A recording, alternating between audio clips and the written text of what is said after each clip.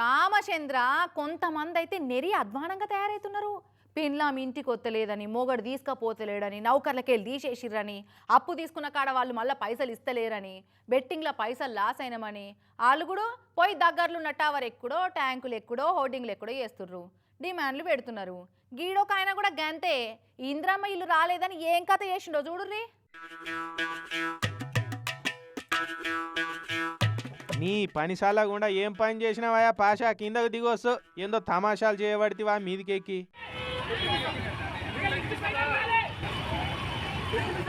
ఏంది ఎమ్మెల్యే వచ్చి చెప్తేనే దిగుతావు? నీ పని కోసం ఆయన పని ఇడిచిపెట్టి ఎమ్మెల్యేని రమ్మంటావా? దిగొస్తు. అగు అని ఎంత చెప్పినా దిగుడే లేదు కదా. హనుమకొండ కాడైంది కథ.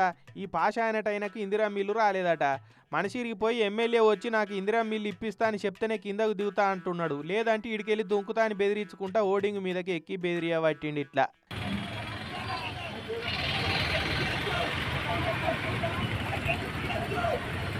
నీ పందాలుగా పెట్టా ఇందిరా మిల్లు కావాలంటే టవర్లు ఎక్కితే వస్తాయి.